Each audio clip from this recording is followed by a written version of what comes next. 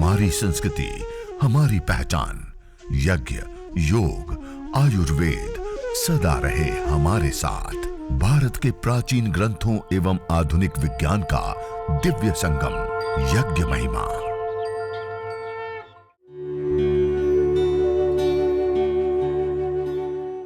भारतीय संस्कृति में यज्ञ, योग एवं आयुर्वेद जैसी अमूल्य विद्याएं हैं, जिसका मूल है वेद। इतिहास की ओर दृष्टि डालें तो भगवान राम, भगवान कृष्ण से लेकर राजा महाराजाओं, ग्रामवासियों व अरण्यवासी ऋषियों की कुटियों तक नित्य व नैमित्तिक यज्ञों का प्रचलन देखने को मिलता है। अब श्रुव को और सारे पात्र को छोड़ देंगे। अब हवन कुंड के अंदर गाय का घी, जड़ी बूटियां या समिधा, लकड़ी आदि को नहीं डालेंगे, आहुति नहीं देंगे। अब सब चीजें छोड़ देंगे और हाथ को पोंछ लीजिए। और हाथ को पोंछने के बाद सीधे बैठ करके दोनों हाथों को प्रणाम मुद्रा में रखते हुए अब प्रभु से हम प्रार्थना करेंगे।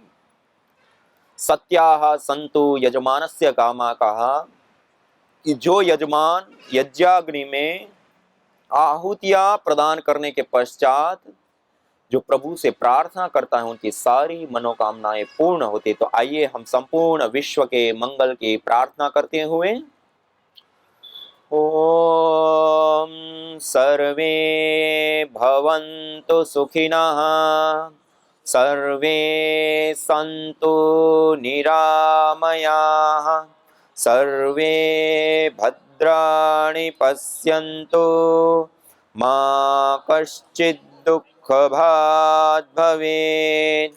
हे ईश सब सुखी हो,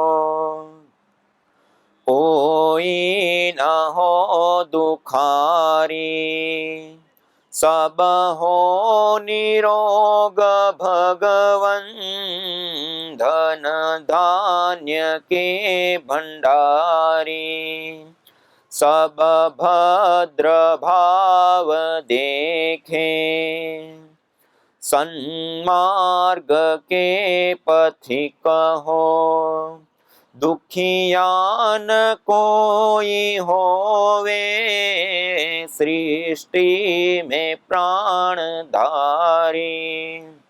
हे नाथ सब सुखी हो, कोई न हो दुखारी, सब हो निरोग भगवन, धन धान्य के भंडारी। तो इस प्रकार पूरे श्रद्धा भाव के साथ हमने विशेष आहुतियां प्रदान की। इस प्रकार प्रतिदिन देव यज्ञ, दैनिक अग्निहोत्र और चिकित्सा यज्ञ। देव यज्ञ में विशेष करके 2 आहुतियां प्रातःकाल अग्नि सूर्य और प्रजापति के लिए, और सायंकाल अग्नि और प्रजापति के लिए यज्ञाग्नि के अंदर प्रदान करते हैं, और देव ऋणों से हम उऋण होते हैं। और चिकित्सा यज्ञ करते हैं तो रोगानुसार जो अलग अलग जड़ी बूटियां होती हैं, उन जड़ी बूटियों की आहुतियां 21, 51 या 108 रोग की अवस्था के अनुसार विशेष गायत्री मंत्र आदि का उच्चारण करके प्रदान करते हैं। और उसके पश्चात प्रभु से प्रार्थना करते हुए हम विशेष रूप से गुग्गुल आदि की धुनि करते हैं। तो देखिए, देव यज्ञ आपको आज 2 बताए ना, कौन कौन से यज्ञ बताए हम कर रहे हैं? देव यज्ञ और चिकित्सा यज्ञ। देव यज्ञ हम क्यों करते हैं? देखिए, हम किसी से धन लें और वापस ना करें तो हम क्या हो जाते हैं? क्या हो जाते हैं? ऋणी हो जाते हैं ना। ऐसे ही अग्नि, वायु, जल, पृथ्वी, सूरज, चांद, ये सारे देवता हैं। क्या हैं? सूर्य देवता, चंद्र देवता, वायु देवता, ये सारे देव हैं, दानात देव, जो हमें हमेशा देते हैं। अब उन्होंने जो हमें दिया, हम उनको वापस क्या लौटा रहे हैं? हम क्या देते हैं उनको वापस? कुछ नहीं देते हैं। तो अब हम क्या हो गए? ऋणी। इस ऋण को क्या कहते हैं? देव ऋण। क्या कहते हैं? जैसे माता पिता हमें जन्म देते हैं, पालते हैं, पोसते हैं, पढ़ाते हैं, हमें बड़ा करते हैं, तो इस ऋण से हम ऋणी होते हैं, इसको कहते हैं पितृ ऋण। क्या कहते हैं? पितृ ऋण। ऐसे ही इन देवी शक्तियों से जो हम लेते हैं तो उससे हम देव ऋण से ऋणी हो जाते हैं। और इस देव ऋण से उऋण होने के लिए हमें विशेष रूप से यज्ञ हवन अग्निहोत्र करने के लिए कहा। क्या करने के लिए कहा? यज्ञ हवन अग्निहोत्र। और इस यज्ञाग्नि में अग्निर्वै देवानां मुख कहा। ये जो अग्नि है वो समस्त देवों का मुख है। और इस यज्ञाग्नि के अंदर मंत्रोच्चारण पूर्वक जो हम आहुतियां हव्या प्रदान करते हैं वो सारी देवी शक्तियों को प्राप्त होती हैं और उससे सारी देवी शक्तियां तृप्त होती हैं, पुष्ट होती हैं, संतुष्ट होती हैं। और वेद में कहा अयम यज्ञो भुवनस्य नाभि। क्या कहा? यह जो संसार, पूरा संसार है उसका नाभि के रूप में यज्ञ को बताया। जैसे हम माता के गर्भ में होते हैं तो हमारा पोषण नाभि के माध्यम से होता है, पोषण और संवर्धन। ऐसे ये संपूर्ण चराचर भूमंडल का, ब्रह्मांड का पोषण और संवर्धन यज्ञ रूपी नाभि के माध्यम से होता है, यज्ञ से होता है, हवन से होता है। और विशेष रूप से अथर्ववेद में बताया वसोह पवित्रमसि द्योरसि पृथ्वीरसि मातरिस्वानो धर्मोऽसि परमेण धामना दृहस्व मां वार्माते यज्ञपतिम वार्षित। जो वसोह पवित्रमसि, यह यज्ञ पवित्रता का हेतु है।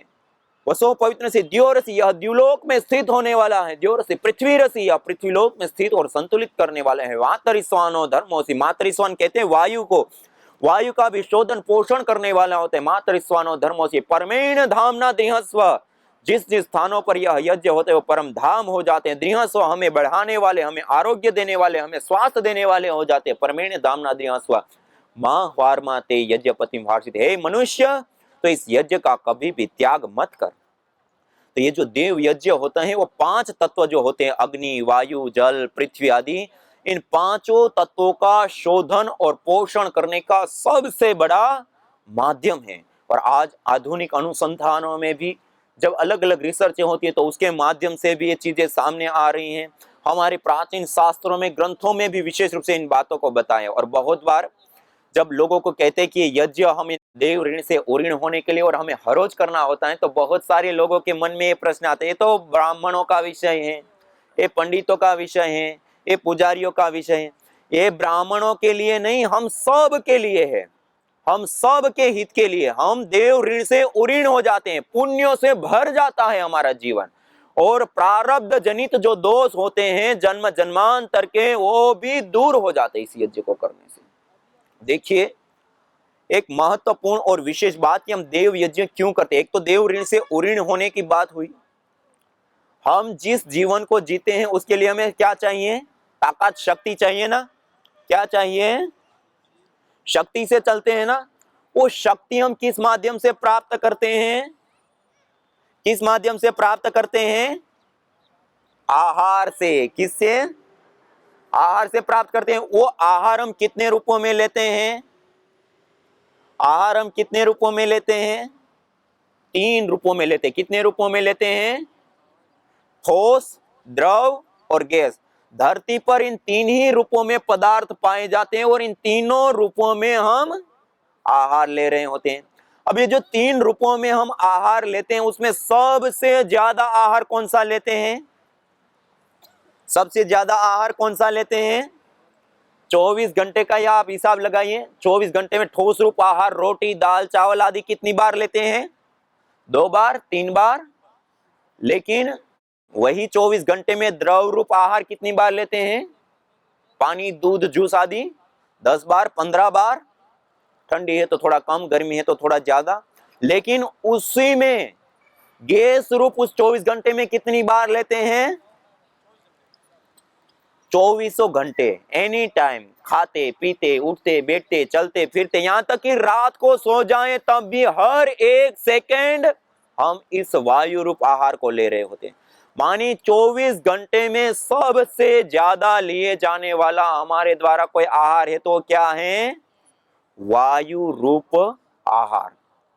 और उस ज्यादा के साथ साथ सबसे इंपॉर्टेंट है, हम ठोस रूप आहार रोटी दाल चावल आदि छोड़ दे तब भी हम 2-3 महीने जीवित रह सकते हैं। हम पानी दूध जूस आदि छोड़ दे तब भी हम 2-3 सप्ताह जीवित रह सकते हैं। लेकिन वायु छोड़ दे तो 2 से 3 मिनट भी जिंदा नहीं रह सकते। मानी सबसे ज्यादा और सबसे इंपॉर्टेंट महत्वपूर्ण हमारा कोई आहार होता है तो वो क्या होता है? वायु रूप आहार।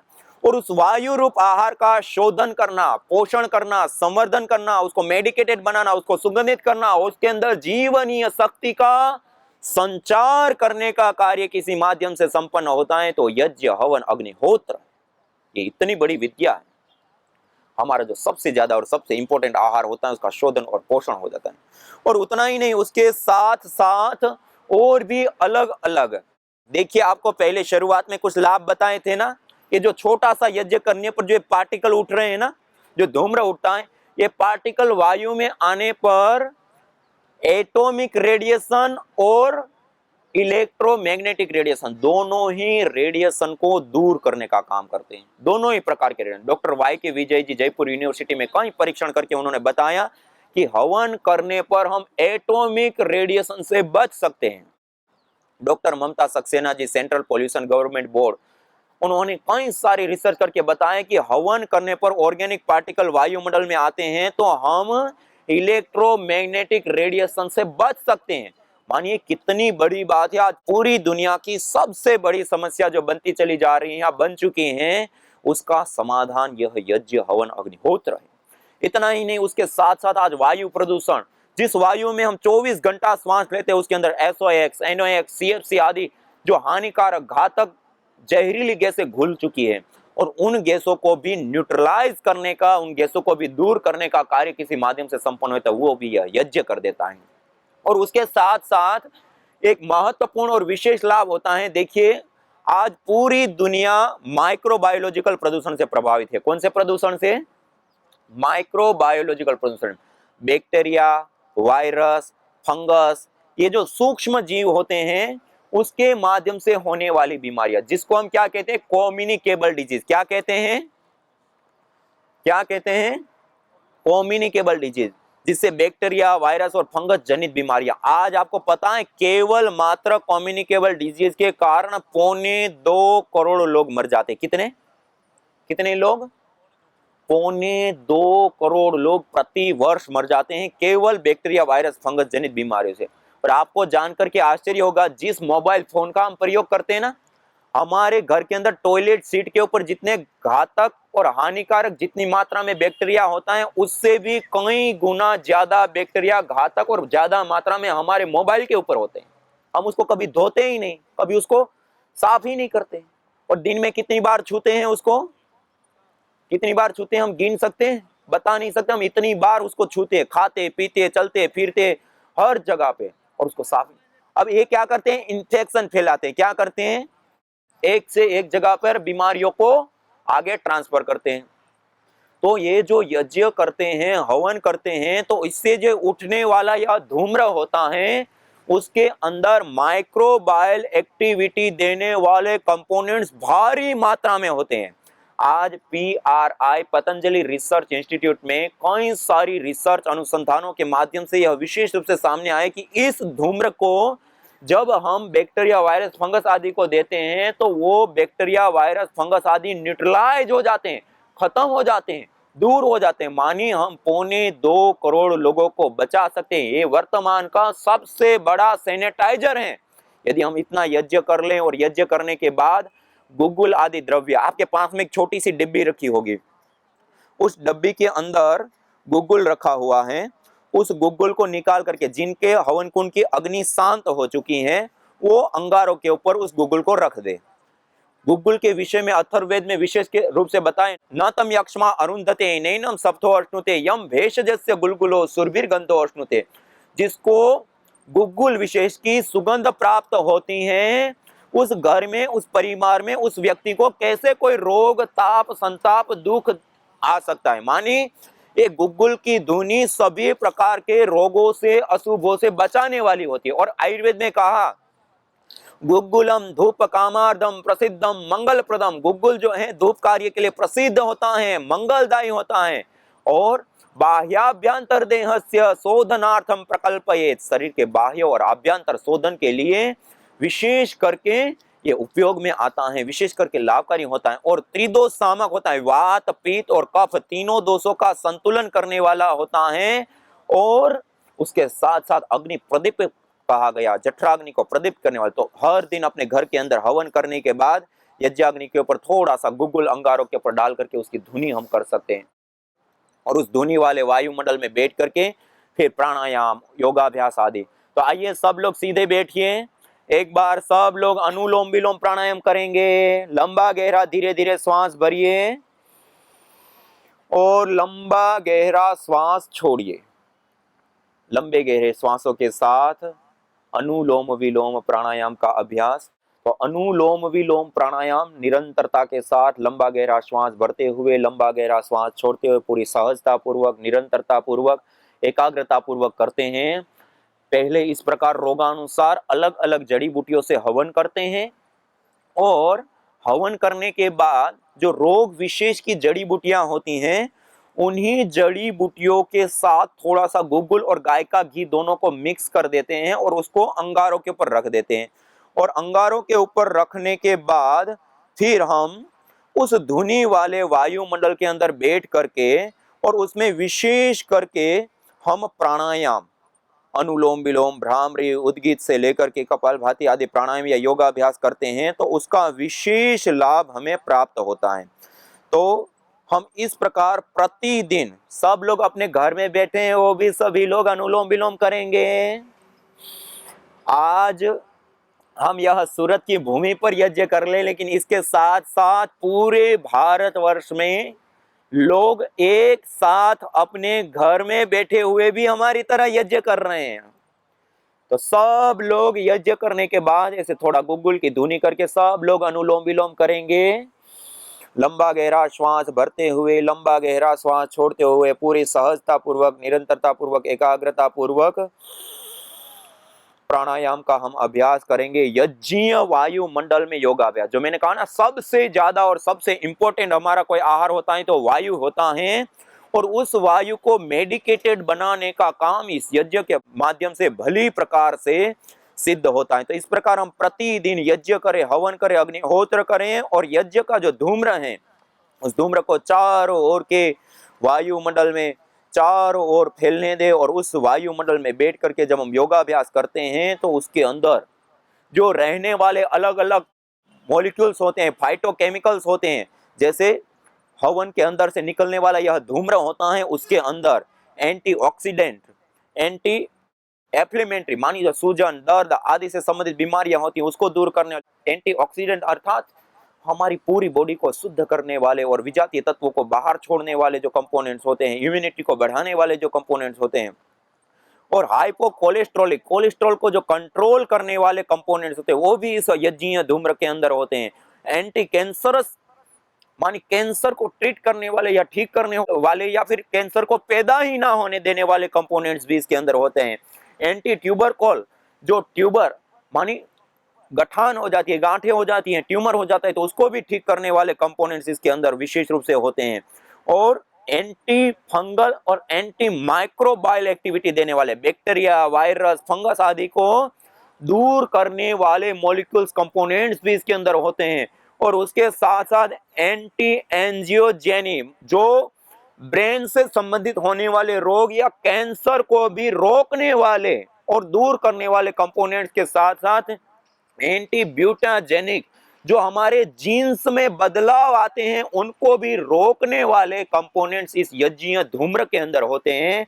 और इस धूम्र के अंदर रह करके जब हम प्राणायाम करते हैं, योगाभ्यास करते हैं, अनुलोम विलोम, भ्रामरी, उद्गीत वैसे ही रहते हैं, तब भी बहुत बड़ी मात्रा में लाभ होता है। लेकिन उसमें यदि हमने प्राणायाम कर लिया तो इससे बड़ा लाभ कोई हो ही नहीं सकता। ये सबसे बड़ी विधा और विद्या है।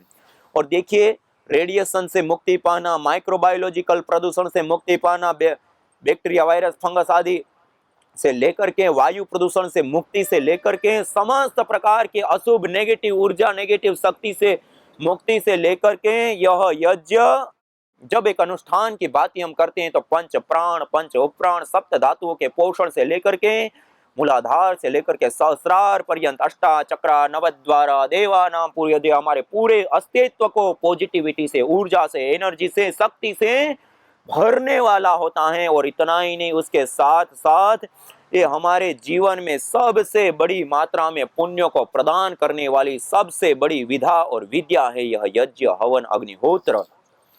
देखिए, हम जिस वर्तमान जीवन को जीते हैं वो पुण्यों के आधार पे हमें मिलता है। हमने पूर्व जन्म में जो हमने कर्म किए होते हैं उसके आधार पे जाति, आयु और भोग। जाति मानी मनुष्य, कीट, पतंग, पशु, पक्षी आदि। मान लो मनुष्य जीवन मिल गया, मनुष्य जीवन मिलने के बाद आयु, हम देखते हैं कि एक व्यक्ति जन्म होते ही मर जाता है, बाल्यावस्था में, युवा अवस्था में मौत को प्राप्त हो जाता है। मान लो उसमें भी हमको लंबी आयु, चिरकाल आयु मिल गई। आयु के बाद भोग, उस जीवन में मिलने वाले सुख सुविधा, खानदान परिवार का यश कीर्ति, जानी अजानी, माता पिता, गुरुजन से लेकर के धन धान्य ऐश्वर्य से लेकर के जितनी भी उन अनुकूलता और प्रतिकूलता की परिस्थितियां होती है सब भोग के अंतर्गत आती है। मानी एक व्यक्ति को हम देखें तो जन्म से लेकर के मृत्यु पर्यंत संघर्ष कर रहा होता है, अभाव, गरीबी, अज्ञानता और कितने सारी चीजों से वो घिरा रहता है। और बीमार हो जाए तो कोई पूछने वाला नहीं होता है। और एक व्यक्ति को आप देखें तो पैदा होते ही सोने की चम्मच से दूध पीता हुआ होता है, और एक छींक भी आ जाए तो 10 डॉक्टर उसके ऊपर खड़े होते हैं। किस आधार पे मिलता है हमें? अपने ही द्वारा कृत कर्मों के आधार पे। और मानव जीवन में, मनुष्य जीवन में आकर के मानव जीवन में सबसे ज्यादा पुण्यों को प्राप्त करने का सबसे बड़ा उपाय कोई है तो वो यज्ञ हवन अग्निहोत्र है। यज्ञ को पुण्यों की कृषि कहा गया है, पुण्यों की फैक्ट्री है। यदि इतना छोटा सा यज्ञ अपने घर के अंदर हमारे रोज कर ले तो हमारे जन्म जन्मांतर सुधर जाते। इसलिए तो श्रीमद् भगवद गीता में भगवान श्री कृष्ण जी कहते हैं, यज्ञ शिष्टा अमृत भुजो यान्ति ब्रह्म सनातनम नायम लोको यज्ञ से कुतोन्य कुरु सतम। जो यज्ञ करने के बाद शेष बचे हुए अन्न का पान करता है वो सनातन ब्रह्म को प्राप्त कर लेता है। नायम लोको यज्ञ से कुतोन्य कुरु सतम। जो यज्ञ नहीं करता है उसके लिए तो यह लोक भी सुकर नहीं होता है, परलोक की तो बात ही छोड़ दो। और विशेष रूप से तृतीय अध्याय में भी बताया, यज्ञ शिष्टासीन संतो मुच्यन्ते सर्वकिल विषय भुंजते तु त्वगम पापा ये पचन्ति आत्म कारणात्। जो यज्ञ हवन अग्निहोत्र करने के बाद अन्न को ग्रहण करता है वो सभी प्रकार के पापों से, दोषों से मुक्त हो जाता है। और बिना यजन के भोजन करता है वो पापी है और पाप का भोग कर रहा होता है। तो ऐसे एक कठोर शब्दों में भी बताया। और आचार्य चाणक्य जी ने तो यहाँ तक कहा, स्वाहा स्वदाकार विवर्जितानि स्मशान तुल्यानि गृहाणि तानि। जहाँ यज्ञ याग आदि नहीं होते हैं वो घर स्मशान के तुल्य होते हैं। वहां रोग, दोष, अज्ञान, अशुभ शक्ति और अशुभ का हमेशा उस परिवार में, उस जीवन में भार रहता है और अनेक प्रकार के दुखों से घिरा रहता है। कहने का अभिप्राय है, एक और यज्ञ नहीं करने पर पापी बता दिया, एक और यज्ञ नहीं करने पर घर को स्मशान के तुल्य बता दिया, और एक और यज्ञ करने पर कहा यथेक्षुदिता बाला मातरम पर्युपास्ते एवं सर्वाणि भूतानि अग्निहोत्रम उपास। जैसे दुख से पीड़ित बालक, भूभुक्षा रूपी दुख से पीड़ित बालक अपनी माता की उपासना करते, अपनी माँ के पास जाते और निश्चित रूप से उस भूख की निवृत्ति होती है। एवं सर्वाणि भूतानि अग्निहोत्रम उपासते। ऐसे ही सारे भूत गण, मनुष्य गण भी यज्ञ हवन अग्निहोत्र की शरण में जाते हैं और समस्त प्रकार के पापों से, दुखों से छुटकारा, मुक्ति पा लेते हैं। और येन सदनुष्ठानेन संपूर्ण विश्वम कल्याणम भवेद आध्यात्मिक आदि देविक आदि भौतिक ताप त्रयोन उन्मूलनम सुकरम स्यात् तद यज्ञपदाभिधेयम। कहा कि जिस सद अनुष्ठान से संपूर्ण विश्व का कल्याण हो और अपने वर्तमान जीवन में आने वाले आध्यात्मिक आदि देविक आदि भौतिक जितने भी प्रकार के ताप, संताप, दुख है उनका उन्मूलन, दूर होना सरल हो जाए, उसको यज्ञ हवन अग्निहोत्र कहते हैं। तो ऐसे श्रेष्ठतम कर्म यज्ञ को, हवन को, अग्निहोत्र को हमने किया, जो पुण्यों से लेकर के आध्यात्मिक जीवन में मानवीय चेतना का उत्कर्ष करके हमें अति मानस चेतना की ओर अग्रसर करने से लेकर के पंचभूतात्मक या पिंड से लेकर के पंचभूतात्मक की संपूर्ण ब्रह्मांड में स्वास्थ्य और संतुलन कायम करने से लेकर के हमारी चिकित्सा करने से लेकर के वायु प्रदूषण, ग्लोबल वार्मिंग, ओजोन परत का क्षरण से लेकर के अनेक अनेक लाभ देने वाला ये सबसे बड़ा उपाय और सबसे बड़ी बात है देव पूजन है, ईश्वर की आराधना है। और सत्या संतु यजमानस्य कामा का, यह समस्त प्रकार की मनोकामनाओं को भी पूर्ण करने वाला ये सबसे बड़ा उपाय है। तो ऐसे श्रेष्ठतम कर्म यज्ञ को आज हम सब लोगों ने संपन्न किया। और देखिए ये छोटा सा होता है, 2 4 आहुतियां देव यज्ञ की होती हैं, और उसके बाद विशेष आप करना चाहो तो गायत्री मंत्र से 11 आहुति, 21 आहुति, 51 आहुति, 108 आहुतियां प्रदान करके और हम कर सकते हैं विशेष। इतना सा यज्ञ करने पर इतने सारे विशेष लाभ हमें प्राप्त होते। तो इतने सारे लाभों को प्राप्त करने के लिए हम हर रोज अपने घर के अंदर करेंगे 5 मिनट यज्ञ करेंगे। कितने लोग करेंगे? सब करेंगे। हाँ, ये प्रतिदिन करना चाहिए। इसमें से कितने लोग हर रोज करते थे? हर रोज जो करते हैं 4-5 लोग हैं, उनका भी बहुत बहुत धन्यवाद। लेकिन आज हम संकल्प लेकर के जाएंगे, हम प्रतिदिन कुछ नहीं तो 11 गायत्री मंत्र से जरूर आहुतियां देंगे, करेंगे। कितने सारे लाभ हैं उसके? बहुत सारे लाभ है ना। इन सारे लाभों को हमें उठाना है।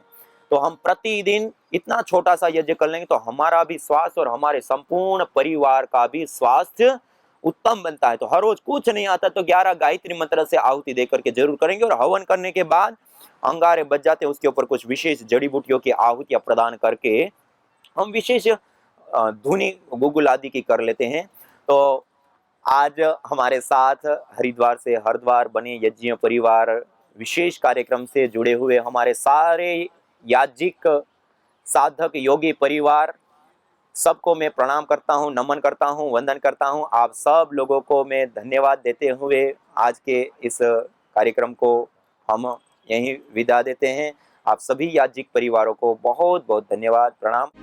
यज्ञ भारतीय संस्कृति का मूल है। तो आइए हम संकल्प लें, संसार के श्रेष्ठतम कर्म यज्ञ को अपनाएं। पिंड और ब्रह्मांड में संतुलन कायम करने वाले यज्ञ को अपने जीवन का अभिन्न अंग बनाएं एवं प्रकृति मां के प्रति अपने ऋणों को अदा करें। विश्व स्वास्थ्य का एक नारा, यज्ञ से होगा जग उजियारा। भारतीय संस्कृति की अमूल्य विरासत यज्ञ की महिमा को जानने हेतु वैदिक चैनल पर प्रतिदिन प्रातः एवं सायं 11:30 बजे यज्ञ महिमा कार्यक्रम से जुड़े। विशेष जानकारी हेतु संपर्क करें। मोबाइल 9068565306।